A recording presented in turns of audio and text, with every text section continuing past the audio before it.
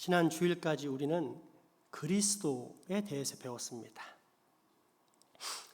그리스도는 기름 부음을 받은 자라는 뜻이고, 기름 부음 받은 자는 하나님께서 어떤 특별한 일을 감당하도록 하는 사람이라고 했습니다. 그렇게 예수님께서 기름 부음을 받고 그리스도로서 행하신 세 가지 직분은 선지자, 제사장, 왕의 일인데, 이 모든 직분들은 결국 십자가로 연결되고 십자가에서 완성되었습니다. 이것이 하이델베르크 제31문답의 내용입니다. 그런데 놀라운 것은 이어지는 32문답에서 예수님을 믿는 우리도 그리스도인, 즉 기름 부음을 받은 자라고 부른다는 사실입니다. 하이델베르크 31문답을 연이어서 읽어보겠습니다. 왜 하나님의 아들은 그리스도 곧 기름 부음을 받은 자라고 불립니까? 왜냐하면 성자 하나님은 성부 하나님에게서 임명을 받고 또한 성령 하나님으로 기름 부음을 받았기 때문입니다. 그래서 우리의 으뜸 가는 선지자와 교사로서 우리에게 우리의 구원에 대한 하나님의 은밀한 계획과 뜻을 온전히 계시해 주십니다. 또한 우리의 대제사장으로서 자기의 몸을 단 한 번의 희생제물로 드리셔서 우리를 구속하셨으며 하나님 아버지 앞에서 항상 우리를 위해 간구하십니다. 그리고 우리의 영원한 왕으로서 자신의 말씀과 성령으로 우리를 다스리시며 나아가 자신의 말씀과 성령으로 우리를 위해 얻으신 구원 안에 우리가 머물러 있도록 우리를 지켜주시고 붙들어 주십니다. 아멘. 그런데 왜 당신은 그리스도인이라고 불립니까? 왜냐하면 믿음으로 내가 그리스도의 한 지체가 되었으며 또한 그것을 통해 내가 그리스도의 기름 부음에 참여하고 있기 때문입니다. 그래서 그리스도의 이름을 고백하며 나는 나 자신을 그리스도에게 감사의 산 제물로 드립니다. 또한 이 세상에서 선한 양심으로 나는 죄와 마귀에 맞서서 싸웁니다. 그리고 오는 세상에서 나는 그리스도와 함께 모든 피조물을 영원히 다스릴 것입니다. 아멘. 아멘. 이 그리스도인, 즉 기름 부음의 원리는 간단합니다. 오늘 성시에서도 교독한 바 있는 시 133편을 보면 아론의 머리에 기름을 붓는 장면이 나오는데, 대제사장 아론의 머리에 기름을 부으니까 그 기름이 수염을 타고 흘러내립니다. 아론의 양 어깨에는 12지파의 이름을 새긴 보석이 있고 가슴 흉배에는 12지파를 상징하는 보석이 있었는데 거기에까지 기름이 흐릅니다.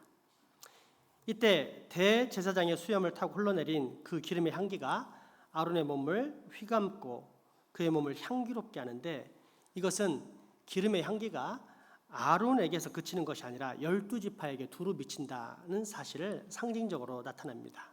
쉽게 말해 아론의 기름 부음에 이스라엘의 12지파가 다 참여하고 있는 것입니다. 아론의 기름 부음이 이스라엘 전체의 참여를 상징한다면 예수님께서 받으신 성령의 기름 부음은 교회 전체의 참여를 의미합니다. 교회의 머리이신 그리스도께서 성령으로 기름 부음을 받으셨기 때문에 예수 그리스도를 구주로 믿어 예수님과 연합된 우리도 성령님의 기름 부음을 받습니다. 머리 되신 그리스도께서 성령의 충만한 기름 부음을 받으셨다면 그분의 몸인 우리, 하나님의 거룩한 영이 임하시는 성전인 나도 그 기름 부음에 동참하게 되는 것은 너무도 당연한 결과 아닙니까? 그렇게 우리는 지난 5년 동안 참 교회로서의 정체성을 회복하고자 우리 교회 목표를 저렇게 성전 건축으로 삼아온 것입니다. 우리 교회 표어인 주님, 우리로 하나님의 성전을 건축하게 하옵소서를 만든 성구인 고린도전서 3장 16절, 17절의 말씀을 다시 한번 봉독해 봅시다.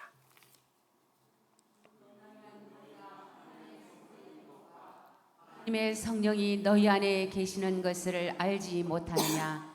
누구든지 하나님의 성전을 더럽히면 하나님이 그 사람을 멸하시리라. 하나님의 성전은 거룩하니 너희도 그러하니라. 아멘. 그렇다면 세상의 모든 교회들이 성령님의 기름 부으심으로 인해 거룩한 교회가 되어야 할 텐데 왜 현실은 그렇지 못한 것일까요? 하이델베르크 요리문답의 주 저자로 알려진 자카리아스 우르시누스는 가시적 교회의 이러한 모순에 대해 마태복음 22장 7장의 구절을 인용하면서 하이델베르크 요리문답 해설서에서 다음과 같이 기록해 놓았습니다. 그리스도인에게는 두 종류가 있다. 하나는 겉으로만 그렇게 보이는 자들이요, 또 하나는 진정으로 그리스도인인 자들이다. 겉모양뿐인 그리스도인들은 세례를 받아 부르심을 받은 자들과 한 무리에 속해 있으나 회심하지 않은 상태에 있는 자들로서 외식자들, 그 이상 아무것도 아닌 자들이다. 성구 한번 읽어볼까요? 청함을 받는 자는 많되 택함을 입은 자는 적으니라. 나더러 주여 주여 하는 자마다 다 천국에 들어갈 것이 아니요. 아멘. 한마디로 가라지인데 이는 알곡이 변질된 것이 아니라 처음부터 교회를 회방하기 위해 사탄이 뿌려놓은 씨앗으로서 주님이 추수하실 때까지는 알곡과 함께 자란다는 뜻입니다. 때문에 가시적 교회는 이 가라지들로 인해 이 땅에서는 결코 완전한 교회의 모습을 갖출 수 없는 것입니다. 그렇다면 또 궁금합니다. 알곡, 진짜 그리스도인은 어떤 모습일까요? 이어지는 설명에서 자카리아스 우르시누스는 마태복음 5장, 야고보서 2장 말씀을 통해 다음과 같이 말하고 있습니다. 참된 그리스도인들은 세례를 받고 그리스도의 가르침을 고백할 뿐 아니라 참된 믿음을 소유하였고 또한 이 사실을 회개의 열매들로서 드러내는 자들이거나 아니면 참된 믿음으로 말미암아 그리스도의 지체들이 되었고 또한 그의 기름 부으심에 참여한 자들이다. 성구 읽어볼까요? 이같이 너희 빛이 사람 앞에 비치게 하여 그들로 너희 착한 행실을 보고 하늘에 계신 너희 아버지께 영광을 돌리게 하라. 나는 행함으로 내 믿음을 내게 보이리라. 아멘. 그러므로 여기서 우리는 알곡과 가라지에 대한 잠깐의 분별력을 갖추어야 하는데 두 가지입니다. 첫째 기준은 참된 믿음으로서 만약 그가 여전히 자신의 신념과 철학에 이끌려 자기 고집과 주장만 일삼는 사람이면 일단 가라집니다. 나아가 더 확실한 증거로서 만약 그가 살아계신 하나님의 말씀에 온전히 엎드리지 못할 뿐 아니라 무엇보다도 하나님의 기름 부으심을 입은 예수 그리스도를 믿는 참 믿음의 고백이 없다면 그가 아무리 교회에 오래 다니며 또한 그가 교회 안에서 어떤 높은 직분을 가졌다 할지라도 심지어 목사라 할지라도 그는 가라지라는 뜻입니다. 둘째 기준은 회개의 열매인데 만약 누군가가 가라지라면 그는 결국 자중심적 열매를 맺을 것이요 반대로 누군가가 알곡이라면 그는 반드시 성령의 열매를 맺게 될 것이다 라는 뜻입니다. 성령의 열매가 무엇입니까? 갈라디아서 5장 말씀 이렇게 말하고 있습니다. 오직 성령의 열매는 사랑과 희락과 화평과 오래 참음과 자비와 양선과 충성과 온유와 절제니 이 같은 것을 금지할 법이 없느니라. 이 열매가 희미하게든지 아니면 분명하게든지 나타나는 사람은 그리스도인이라고 할 수 있지만 이와 반대의 모습을 하고 있는 사람은 사실은 그리스도인이 아닌데 교회에 다니는 교인이라고 자카리아스 우르시누스는 말하고 있다는 것입니다. 그러면 여러분 주위를 살펴보십시오. 이 두 기준을 통해 보면 누가 알곡이고 누가 가라지인지를 어느 정도는 알 수 있습니다. 그럼에도 불구하고 함부로 정죄하지는 마십시오. 왜냐하면 우리에게는 누구나 영적 슬럼프가 있기 때문입니다. 저를 포함해 그 누구도 일평생 똑같은 내지는 늘 발전하는 신앙을 유지하지 못합니다. 순간순간 영적 슬럼프를 겪을 수 있습니다. 그런데 이 순간의 영적 슬럼프를 사랑의 인내로서 감싸주지 못하고 자꾸만 정죄하면서 배척하려고 한다? 그러면 아마도 정죄하는 그 사람이 가라지일 가능성이 매우 높습니다. 왜냐하면 사탄의 나라에 속한 가라지의 임무는 곁에 있는 알곡의 영양분을 빼앗을 뿐 아니라 종국적으로는 하나님의 나라에서 그 알곡을 뽑아 없애버리는 것이기 때문입니다. 물론 어떤 이는 가라지인 것이 너무도 확실해 보이는 그런 사람이 있습니다. 잠깐이 아니라 평생의 신앙생활이 그러했고 지금도 그러하며 앞으로도 전혀 변화 없이 그렇게 살아갈 가능성이 매우 농후해 보이는, 그래서 모든 사람이 저 사람은 가라지야 라고 생각하는 사람이 충분히 있습니다. 그럼에도 불구하고 우리는 이 역시 함부로 처리하지 않아야 합니다. 두 가지 이유인데, 첫째는 마지막 때에는 하나님이 그를 회개시킬 수도 있기 때문입니다. 그런데 어리석은 인생이 현재의 모습만을 가지고 함부로 정죄한다면 이야말로 정말 어리석은 행동이 될 것입니다. 함부로 가라지를 처리하지 말아야 할 둘째 이유는 그 가라지도 다 쓸모가 있기 때문입니다. 마태복음 13장 24절 이하에 보면 하나님의 나라에 대해 좋은 씨를 뿌린 밭에 좋은 알곡 외에 가라지가 난 사건 때문에 종과 주인이 대화하는 장면이 나옵니다. 종들이 가라지를 뽑을까요? 라고 물어보니까 주인이 대답하기를 가라지를 뽑다가 곡식까지 뽑을까 염려되니까 가만 놔두고 대신 추수 때 확실하게 구분해서 가라지를 전부 불살라버려라 명령하십니다. 만약 이때 가라지가 알곡을 해치고 그래서 알곡이 뽑히게 될 정도였다면 아마도 주인은 당장에 그 가라지 뽑아버려 이랬을 것입니다.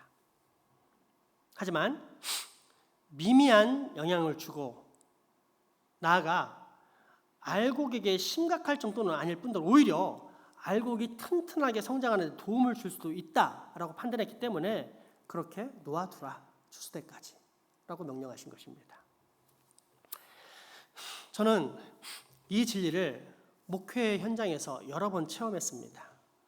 솔직히 저는 그렇게 맑고 거룩한 빛, 밝은 빛이 아닙니다. 그저 예수님께서 비춰주신 빛을 잘 간직하면서 반사하고자 노력하는 거울같이 약한 빛, 아니 약하다 못해 아예 보일 듯 말 듯한 희미한 빛이라 해도 무방합니다. 그래서 이러한 희미한 빛으로 제대로 하나님의 영광을 드러낼 수 있을까 하는 생각이 들 때도 참 많습니다. 그런데 재미있는 것은 이런 보잘것없는 빛마저도 하나님은 사용하시는데 그 방법이 참으로 흥미롭다는 것입니다. 여러분, 여기서 제가 잠깐 여러분이 맞출 수도 있을 만한 퀴즈를 하나 드리겠습니다. 희미한 빛이 밝은 빛이 되게 할 수 있을까요? 없을까요? 문제를 좀 더 쉽게 내겠습니다. 희미한 빛을 밝은 빛처럼 보이게 하려면 어떻게 하면 될까요? 네? 맞습니다. 똑똑해요, 나연 집사님. 주변이 어두워지면 됩니다. 본의 아니게 저는 그동안 20여 년의 목회 현장에서 다소 도드라진 목사로 비춰졌는데 그 이유는 제가 만나는 모든 성도들로 하여금 좋은 게 좋다 이런 식으로 행동하지 않고 언제나 하나님께서 싫어하시는 죄를 멀리하게 하고자 만들었는데 제 안에 그렇게 살아있는 조그만 희미한 거룩한 빛 때문에 제가 그렇게 도드라진 적이 있습니다. 이 미미한 빛이 얼마나 영향력이 있을까요? 사실 밝기로 따지면 있으나마나 할 정도입니다. 그런데 이 희미한 빛이 매우 밝게 보일 때가 있었는데 그것은 바로 가라지들이 연합할 때입니다. 죄성에 물든 인간들, 죄악의 지배를 받고 어둠에 쌓인 사람들이 혹여라도 그 빛에 자신의 치부가 드러날까 봐 몰려들자 이 어둠에 의해서 오히려 제가 가진 희미한 빛이 매우 환하고 또렷하게 밝혀졌습니다. 정말 보잘것없는 사소한 빛이지만 짙은 어둠이 몰려오니까 희미한 빛이 마치 한밤중에 갑자기 뜬 태양처럼 온 주위를 환하게 비추게 된 것입니다. 때문에 역설적이지만 저는 가라지도 다 다 쓸모가 있다는 사실을 충분히 깨달을 수 있었습니다. 그러니 우리는 아주 특별한 죄악이 발생하지 않는 한 함부로 우리의 힘으로 가라지를 정죄하고 처리하는 일을 매우 조심해야 할 것입니다. 아무튼 우리는 이처럼 교회 안에 알곡과 가라지, 진짜 그리스도인과 거짓 그리스도인이 있다는 사실을 냉정하게 인정할 수 있어야 합니다. 왜냐하면 그래야만 교회가 교회답지 못하고 엉망이다라고 느껴질 때 지나치게 실망해서 교회를 떠나고 심지어 예수님을 떠나는 그런 미련한 일은 없을 것이기 때문입니다.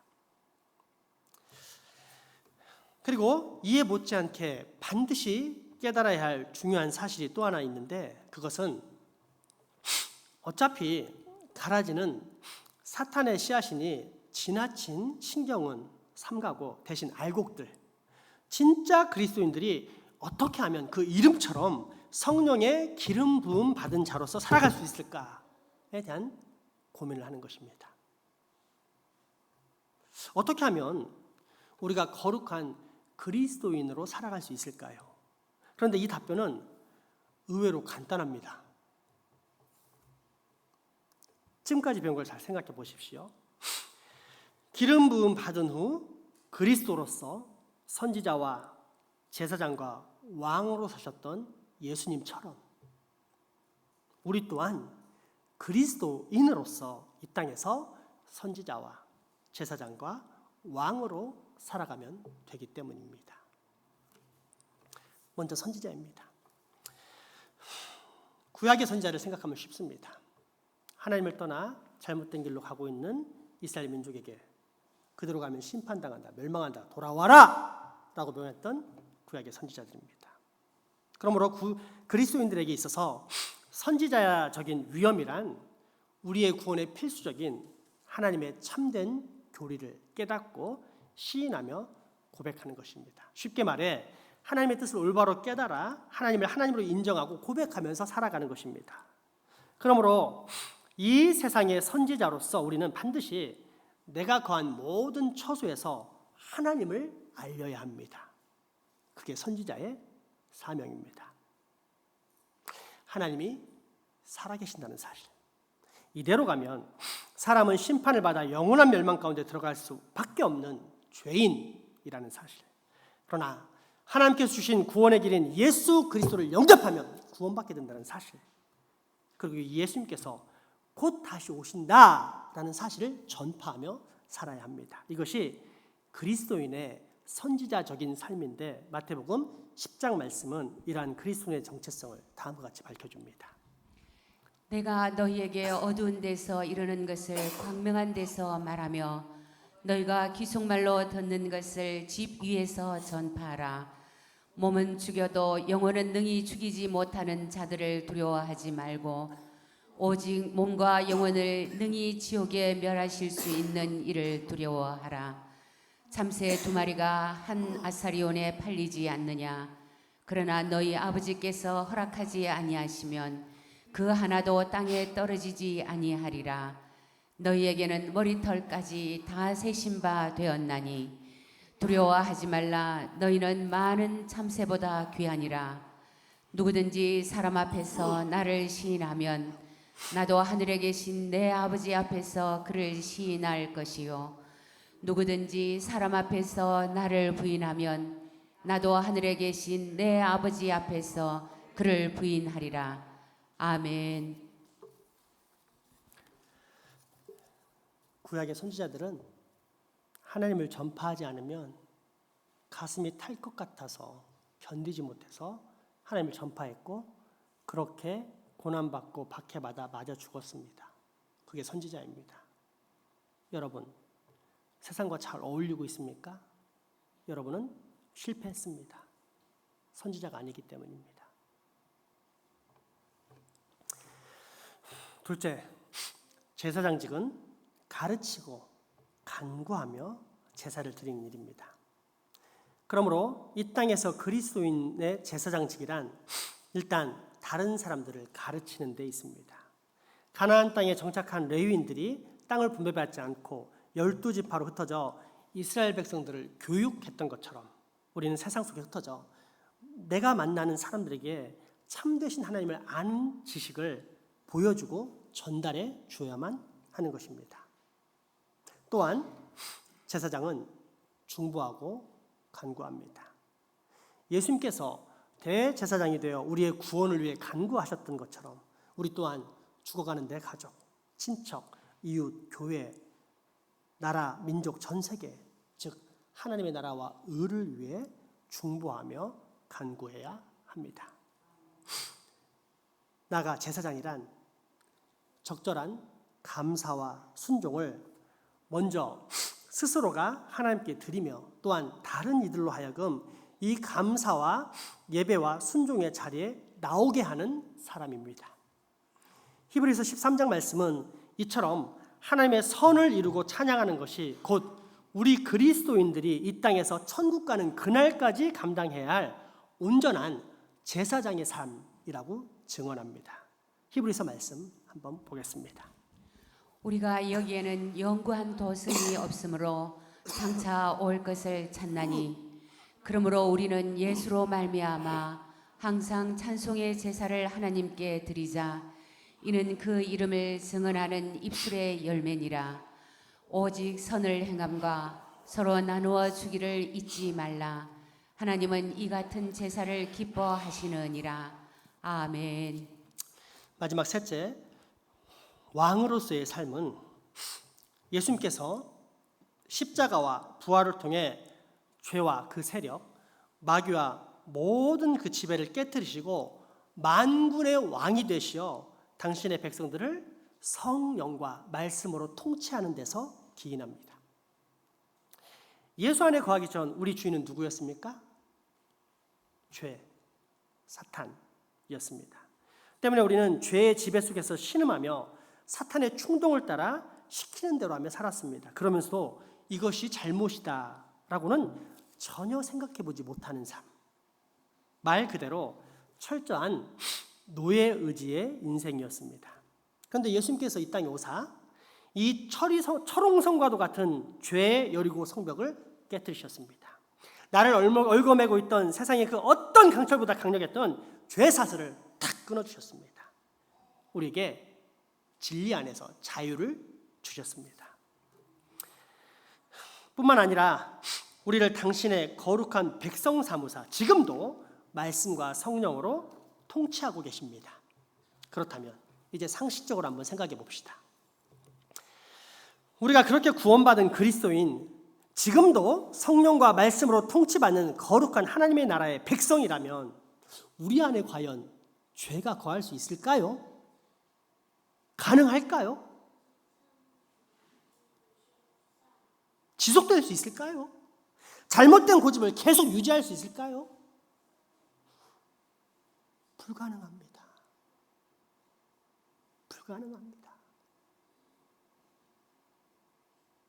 둘 중에 하나인데 성령이 약하거나 하나님의 말씀이 생명의 말씀이 아니거나 아니면 내가 가짜이거나 딱 둘 중에 하나입니다.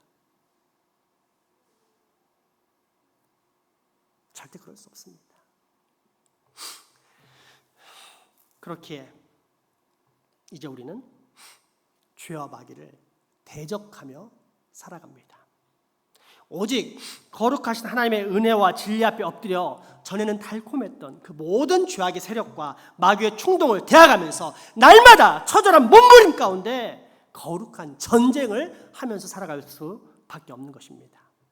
왜냐하면 만왕의 왕 되신 우리 주 예수님께서 온 세상을 얽어매고 지배하고 있던 그 모든 죄와 사탄의 권세를 깨트리시고 승리하셨기 때문입니다. 그러므로 진리 안에서 자유를 얻은 우리, 그래서 더 이상 노예 의지의 삶이 아닌 자유 의지를 가지고 있는 우리는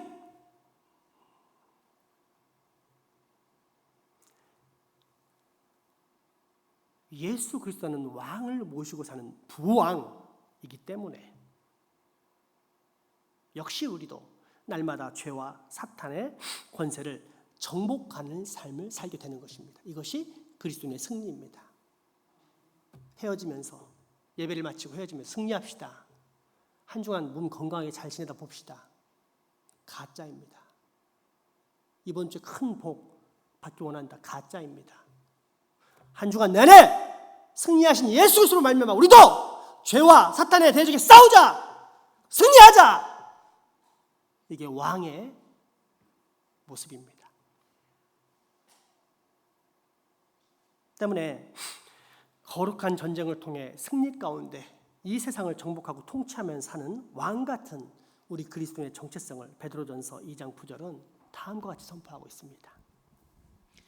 그러나 너희는 택하신 족속이요 왕 같은 제사장들이요 거룩한 나라요 그의 소유가 된 백성이니 이는 너희를 어두운 데서 불러내어 그의 기이한 빛에 들어가게 하신 이에 아름다운 덕을 선포하게 하려 하심이라. 아멘. 아멘. 이상이 선지자요 제사장이자 왕으로서 이 땅을 살아가는 우리 그리스도인의 정체성입니다. 그리고 이러한 삼중직의 사명을 감당하는 것은 결코 선택이 아닌 필수입니다. 왜냐하면 이 세 가지 직분을 행하는 것은 하나님의 형상과 관련이 있기 때문입니다. 눈을 뜨십시오. 여기가 가장 중요한 부분입니다. 정말로 중요한 부분입니다. 눈을 뜯고 귀를 열고 마음을 열어서 오늘 하나님께 주신 말씀을 잘 들어보십시오. 하나님의 형상으로 지음을 받은 아담은 인류 최초의 선지자이자 제사장이자 왕이었습니다. 그러나 범죄함으로 하나님의 형상을 상실한 아담은 그 직분을 온전히 감당할 수 없었습니다. 때문에 그리스도께서 이 땅에 마지막 아담으로 오셨습니다. 그런데 마지막 아담으로 오신 예수님은 하나님의 형상입니다. 즉 최초의 아담은 하나님의 형상으로 지음을 받았지만 마지막 아담인 예수 그리스도는 하나님의 형상 그 자체입니다.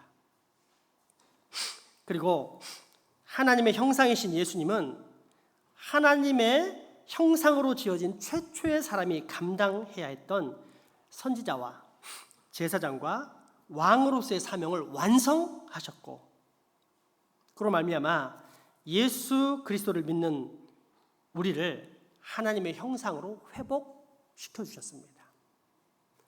그러므로 이제 우리는 반드시 회복된 하나님의 형상이라는 관점에서 이 삼중직의 사명을 이해할 수 있어야 합니다.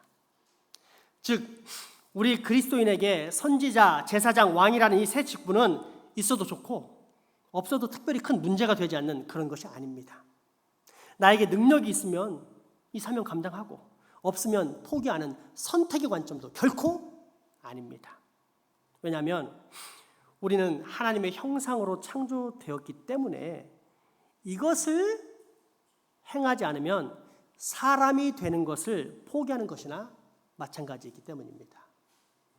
다시 말해 선지자로서 하나님의 말씀을 탐구하는 것이 없고, 제사장으로서 하나님께 예배드리는 것이 없으며, 왕으로서 죄와 싸워 나가는 것을 포기한 채 그냥 되는 대로 산다면 이것은 세상이 흘러가는 대로 살아가는 죄악된 세상 사람들처럼 결국 거듭난 피조물 예수 안에서 다시 새롭게 태어난 온전한 참 사람이 된다는 것을 포기했다라는 말이 되기 때문입니다.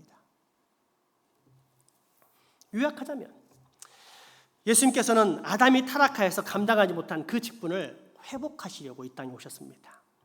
원래 사람이 가졌던 온전한 하나님의 형상, 그러나 아담의 죄악으로 망가져버린 하나님의 형상을 다시 회복시키려고 오신 것입니다.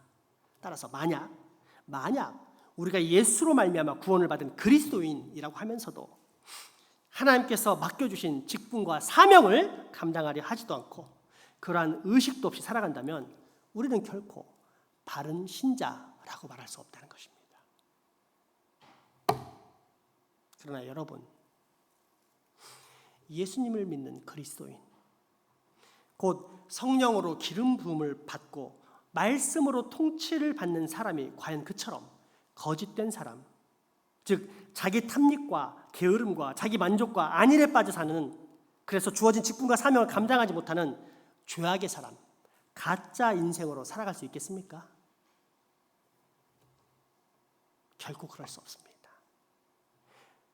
다시 그러한 죄악의 늪에 빠져 헤매며 사는 더러운 인생이 절대 될 수 없는 것입니다. 만약 그가 정말로 그리스도인이라면.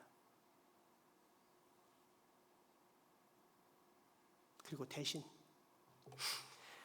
이전에 행하던 영육간의 모든 음행을 끊고 오직 나의 영원한 신랑 예수 그리스도께 나의 순결과 정절, 신실함을 바치며 삽니다. 나의 생명 되신 예수님께 내 모든 생명을 드리며 또한 나의 모든 구원을 이루신 삼위일체 하나님께 날마다 숨쉬는 순간마다 온전한 영광을 올려드리며 살아갑니다. 왜요? 나는 원래부터 의인이 아니라 죽었다가 살아난 존재, 예수 그리스도의 피값으로 구원받은 존재요. 나아가 성령님의 거룩한 기름 부음을 받아 하나님의 형상을 회복한 존재. 그래서 날마다 성령과 말씀으로 통치를 받는 그리스도인, 즉 참 사람이기 때문입니다. 오늘 본문은 바로 이 사실을 우리에게 정확하게 말해주고 있습니다. 고린도전서 6장 14절 말씀입니다. 하나님이 주를 다시 살리셨고 또한 그의 권능으로 우리를 다시 살리시리라. 너희 몸이 그리스도의 지체인 줄을 알지 못하느냐? 내가 그리스도의 지체를 가지고 창녀의 지체를 만들겠느냐? 결코 그럴 수 없느니라. 창녀와 합하는 자는 그와 한 몸인 줄을 알지 못하느냐? 일러스되 둘이 한 육체가 된다 하셨나니 주와 합하는 자는 한 영이니라. 음행을 피하라. 사람이 범하는 죄마다 몸 밖에 있거니와 음행하는 자는 자기 몸의 죄를 범하느니라. 너희 몸은 너희가 하나님께로부터 받은 바 너희 가운데 계신 성령의 전인 줄을 알지 못하느냐? 너희는 너희 자신의 것이 아니라 값으로 산 것이 되었으니 그런즉 너희 몸으로 하나님께 영광을 돌리라. 아멘. 여러분, 우리 신앙생활의 실패가 어디에서 시작되는지 아십니까? 성경은 분명히 예수님께서 저 십자가에서 피 흘려 죽으심으로 그 피값으로 나를 샀다 그랬는데, 그러면 나는 예수님 것인데 여전히 나를 내 것, 내 인생은 나의 것이다 라고 생각하면서 내 인생을 내 마음대로 계획하며 살기 때문에 신앙의 실패가 생기는 겁니다. 아무리 하나님이 말씀하셔도 그건 남의 이야기고 내 이야기가 안 되는 것입니다. 거기서 신앙생활의 실패가 시작됩니다. 그러나 여러분, 만약 우리가 예수님께서 성령님의 기름 부으심을 받으신 그리스도인 것을 믿는다면 그 예수를 믿는 우리 또한 그리스도인임을 믿으십시오. 그리고 이 그리스도인은 이제 하나님의 형상을 회복하여 이 땅에서 선지자요, 제사장이요, 왕이라는 새 직분을 감당하며 살 수 있는 참 사람이 되었다는 사실도 반드시 믿으십시오. 그렇습니다. 우리는 단순히 구원받아 죽어서 천국 가고 이 땅에서는 막연하게 잘 살 것이다 라는 허망한 믿음을 가진 가짜 사람, 거짓 인생이 절대 아닙니다.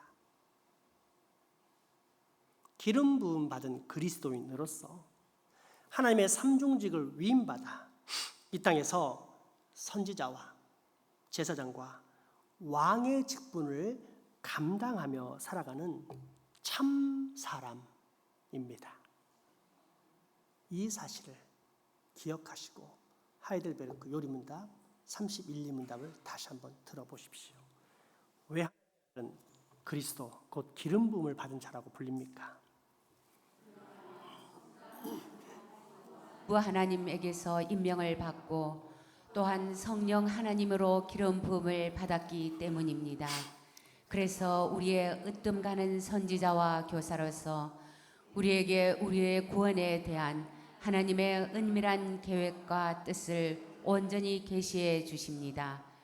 또한 우리의 대제사장으로서 자기의 몸을 단 한 번의 희생 제물로 드리셔서 우리를 구속하셨으며 하나님 아버지 앞에서 항상 우리를 위해 간구하십니다.